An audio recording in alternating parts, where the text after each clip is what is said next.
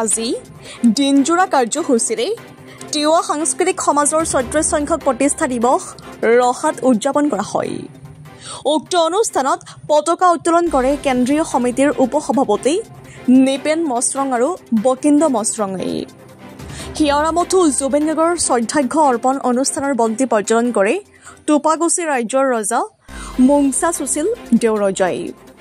প্ৰহ্লাদ বৰদলৈয়ে আধৰা অনুষ্ঠানটিত প্ৰয়াত জুবিন গাৰ্গৰ মায়াবিনী গীতটিৰ তিৱা ভাষাত অনুবাদ কৰি মুকলি কৰা হয়। গীতটোত কণ্ঠ নিগৰাইছে সুন্তি বৰদলৈ আৰু জুচিকা মুনিয়ে। লগতে সুকণ্ঠৰ অধিকাৰী ভাস্কৰ ৰহিয়ানো উপস্থিত থাকে। ইয়াৰ পিছত অনুষ্ঠিত সভাখনত সভাপতিত্ব কৰে তিৱা সাংস্কৃতিক সমাজৰ উপসভাপতি নৃপেন মছৰঙে।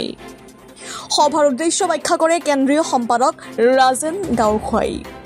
সভাখন শুৱনি কৰে সদৌ তিৱা ছাত্ৰ সন্থাৰ সভাপতি প্ৰশান্ত মছৰং, তিৱা ছাত্ৰ সন্থাৰ উপদেষ্টা ৰিমল আমচি, প্ৰহ্লাদ মছৰং, তিৱা সাংস্কৃতিক সমাজৰ উপসভাপতি বকিন্দ মছৰং, তিৱা স্বায়ত্ত শাসিত পৰিষদৰ কাৰ্যবাহী সদস্য প্ৰণৱ কুমাৰ মছৰং, টোপাগুচি ৰাজ্যৰ ৰজা মুংচা সুশীল দেওৰজা, হোজাই, মৰিগাঁও, ধেমাজি, কাৰ্বি আংলং, নগাঁও জিলাৰ প্ৰতিনিধিবৰ্গসকলৰ উপস্থিতিত অনুষ্ঠানটি সফল সামৰণি পৰে।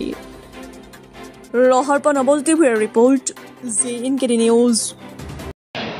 1999 চনৰ চেলাবৰত তিৱা সাংস্কৃতিক সমাজ নামেৰে এটি সংগঠন জন্ম হয়। আজি প্ৰতিষ্ঠা দিৱস ৩৬টা বৰ্ষ আমি পাৰ কৰিলোঁ। তিৱা জাতিৰ সংস্কৃতি জীয়াই ৰাখিবৰ কাৰণে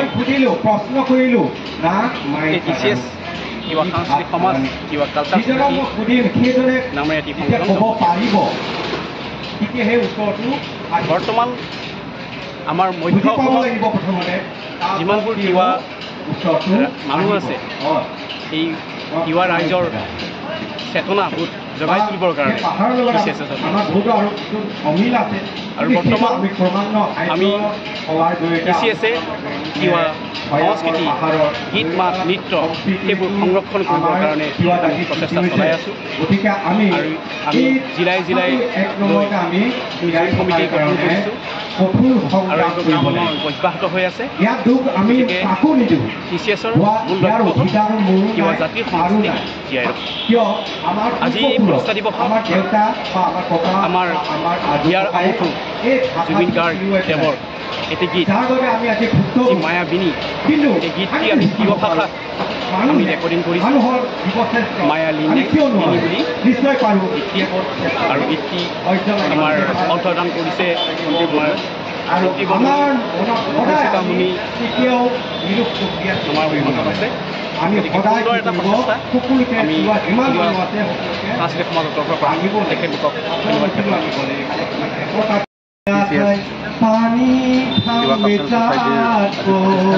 এই সুযোগতে আমাৰ অতিকে ইয়াৰ অতিকে মৰমৰ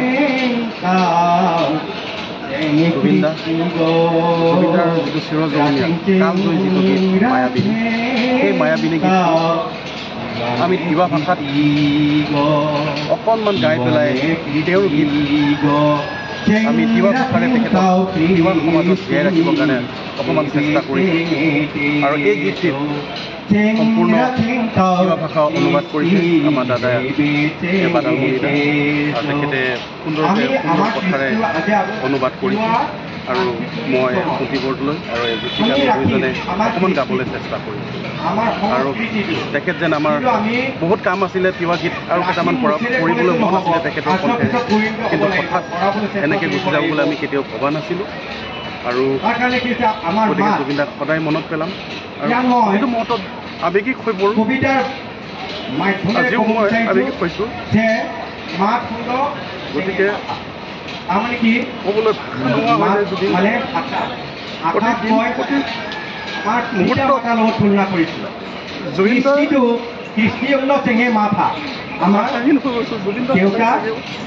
গতিকে অকণমান চেষ্টা কৰিছোঁ মায়ালী বুলি চেষ্টা কৰিছোঁ, প্ৰয়াস কৰিছোঁ।